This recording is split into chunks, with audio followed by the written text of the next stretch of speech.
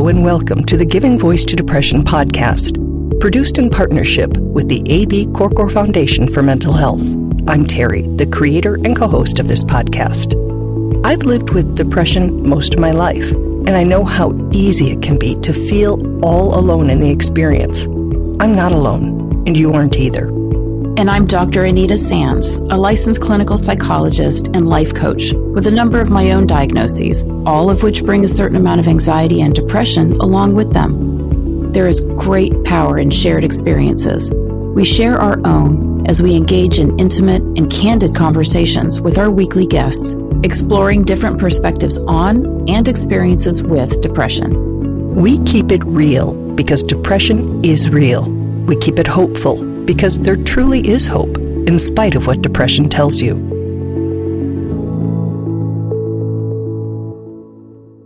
Hi, Terri. Hello, Anita.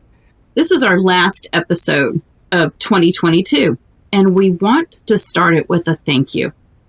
Thank you for listening. Thank you for trusting us. And thank you for accessing the shared stories and peer support our guests offer as a way of supporting yourself and your mental health. It is, in a word, an honor to produce this podcast. We are so glad that we didn't listen to all the people who told us nobody would want to talk about or listen to someone talking about depression of all things. And yet, here we are, together in this. And you know what? It's not just us. The very episode you're hearing right now is being streamed in more than 50 countries. Our 300 plus episodes have been played nearly 1 million times. And that in and of itself is proof and validation that we are not alone with our depression. As we looked back on this year, it hit us just what a wild ride 2022 really was. The whys are as varied as we are, but 2022 really packed a punch. So we decided to go back and pull snippets from a couple of the episodes that helped and stuck with us as we managed our own lives and mental health. Bridget, who was my co-host for the first half of this year, is also joining us for this year in review. Hello, Bridget. Hello. Welcome back. Thank you.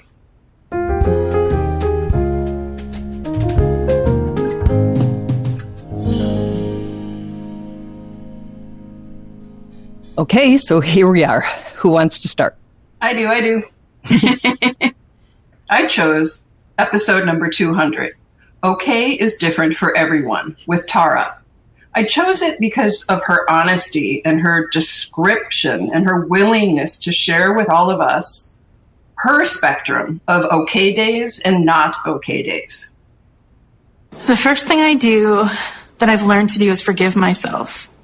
A lot of days that's not easy. You know, like I said, there are days when I feel like I am just not living my best life and I could do better. But in reality, I'm doing the best I can, whatever that looks like that day. I've learned to be gentle with myself. I've learned that depression lies. It tells you what you don't want to hear. It tells you what you think you should believe, but isn't the truth. It is not the truth. It's not the truth. I so appreciate that she's allowing us to each own our own ever fluctuating spectrum of okay. There's a permission to this episode, and that's why I chose it.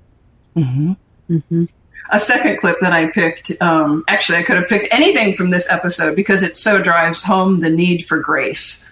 To me, that means kindness and respect for ourselves and for others. If I could have people understand anything about depression, anxiety, the need for mental health, behavioral health, medicine, or therapy, is that there is no shame in it. I don't expect everybody to understand what it's like to be depressed, or for everybody to understand what to do in that moment when somebody says they're depressed. I think it's important to take the time to ask them what it's like for them. What does depression look like for them? What do they need? What can you do to help? And for a lot of people in those moments of depression and anxiety, it can simply be sit with me. Sit with me so I'm not alone. right? It's such a basic need. It is. Yeah, Tara made that point that it was, sitting with me. You didn't have to understand. You didn't have to have the perfect thing to say. You didn't have to know what being depressed feels like or her version of depression that day. Just be there. Just let me know I'm not alone. Just let me know you accept me as I am right now. Who can ask for more?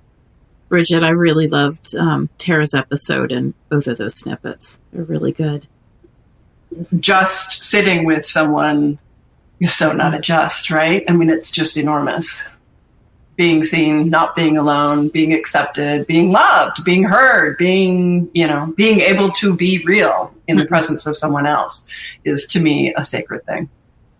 So another favorite guest from last year, in addition to Tara, was Patty. And Anita, you picked one of her episodes. I did. I loved Patty. I loved this episode, Challenging Our Dark Thoughts, partly because Patty is 68 years young and really just sort of proves this point that you're never too old to learn something that could actually become a game changer in the way that you manage your depression. And I love how she shared that with us in this episode. And in this snippet, Patty shows us how she goes from negative automatic thinking to challenging her depressive thoughts in a very clear way. The first thing I think, well, see, they didn't want to have lunch with me. I'm not good enough to go to lunch with these. Like, they don't like me. I just go negative, major negative. I was like almost cursing them, saying, that's it, we're not friends, you don't care about me. That is her auto thought, and it produces deep and dark feelings that lead to behaviors. I did go to bed that day. I just said to Mark, I'm done. Like, he doesn't get supper. That's my husband. I'm gone. Nobody cares about me. I don't care about anybody. I'm gone. And then I go into my deep depression. So without challenging it, it goes from, I was going to have lunch, she canceled. Nobody likes me, I like nobody, I'm going to bed. That's the unchallenged route.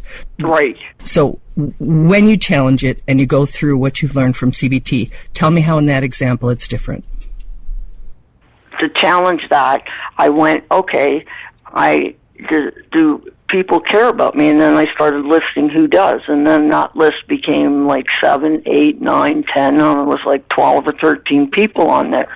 And I was like, okay, well, then that's not true because people do care about me, right? And then from there, everything that was negative, I had to question it. And you take what I call a hot thought and break it into your feeling. I write that down, and then that totally makes me feel better, and I don't want to go and hide. That's a real turnaround. Yeah, we talk about so much how depression lies, and so here, if depression lies to us, what Patty is just letting us know is you have to challenge it. You have to challenge everything it's trying to tell you. It was a really good example. It's like a muscle, I mean, you have to practice it and keep it alive and keep it strong. That noticing that negativity is popping up and then challenging it is a lifelong skill and a life-changing skill. So another important lesson that I feel like Patty shared with us that she learned through, many, many years was that you have to use your tools and your toolkit at the first sign of a possible relapse. And for Patty, it was if she wasn't sleeping well for 2 to 3 days. It might be different for everyone, but trying to commit to figuring out what's your first sign is really, really helpful. Another skill, right? Learning to notice when it's coming up. One of the things you have to learn about yourself is when you feel the signs, then what do? I start breathing. I go into meditation. I go through my toolbox and I pull out everything I can use to get me through that moment. And that sleep is important for all of us. Boy, I second that. But Patty was sharing about the fact that she has bipolar disorder. And it's my understanding, and you would know more about it, Anita, but sleep can be especially important in that situation. Yes, absolutely. But once you've lived with any chronic condition for long enough, if you commit to trying to look for patterns, look for those trends, look for those first signs, your tools will work better if you can use them as quickly as possible instead of letting something kind of snowball and trying to stop an avalanche. Exactly. That's the perfect segue into the episode I picked, which is number 188, when you realize you've had depression your whole life, because this is the opposite of that. This is before you know that what you have is not just who you are. It's literally something you have. You don't even recognize symptoms as symptoms because it hasn't been named yet. Here I am decades and decades later, when I finally realized what I had been struggling with. Then I thought back, that memory came back to me instantaneously of me being in my bedroom, my parents coming and open the door and saying, "What's wrong with you?" And I thought, I think it's depression, guys. I think I suffer from depression. I think I have self-esteem issues, and I think I need some help. Oh, no little kid could say that. No, they can't. They can't. Many adults can't say that. I love that episode of John. Boy, it's like laser wisdom. Yeah, he really did distill. You can tell he's put a lot of time into thinking about it now that he, in fact, has named it.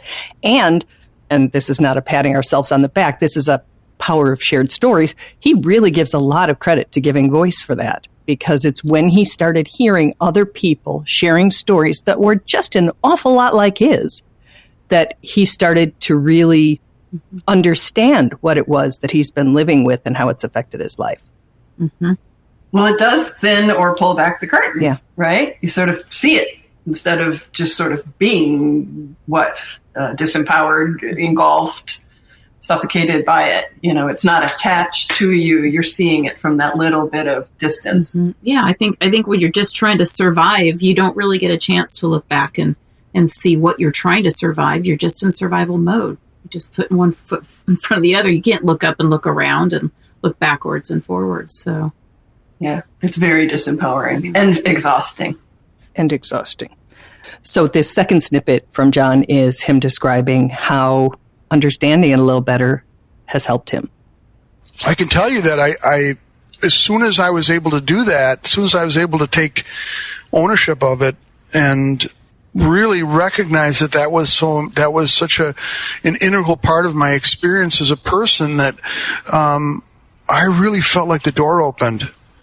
I really felt like, what's that Leonard Cohen song? Everything is broken, that's where the light gets in. Yeah. That sort of thing. When I really understood my brokenness, when I really understood that I was struggling with this, that's really when I felt hope again. Isn't that interesting? Because so many people think that they fear being diagnosed because then you have a mental illness diagnosis. But having the name for it can actually be a pivot toward hope. Yeah, if you know your enemy, you can fight it a little bit more easily. So I just feel like so many of these episodes are about being able to know more, understand more, and how helpful that is. It all reminds me, Terri, of the beautiful art that you make with your mosaics. It's like all this broken colored glass that you're taking and repurposing and reusing and turning it into something that's light and lovely and adding value. It's a great metaphor. Interesting. It's one of the things I think of when I do it. I think of the need to pick up all those broken pieces. I'm working with glass and trying to cut yourself as little as possible in the process while you create something from what was perceived as just a mess, and maybe even a worthless mess because it was just a bunch of broken stuff. So, yeah. And you even break some of the pieces more to make them work, to make it fit in. Yep. Yeah. Interesting.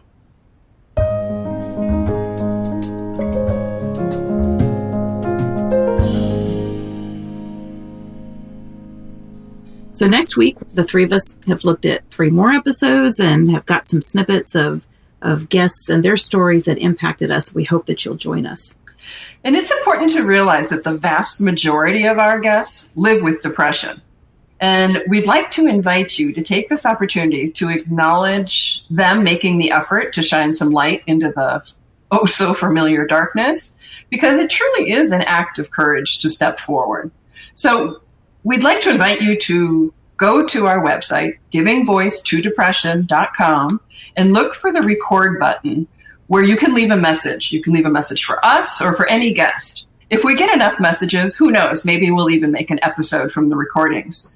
Please reach out and connect with us. You can do it anonymously or you can leave a first name.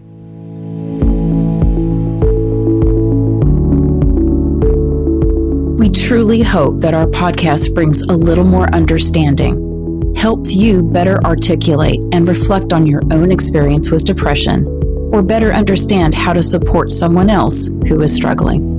If this episode has been of comfort or value to you, know that there are hundreds of others like it in our archive, which you can easily find at our website, givingvoicetodepression.com. And remember, if you're struggling, speak up, even if it's hard. If someone else is struggling, take the time to listen.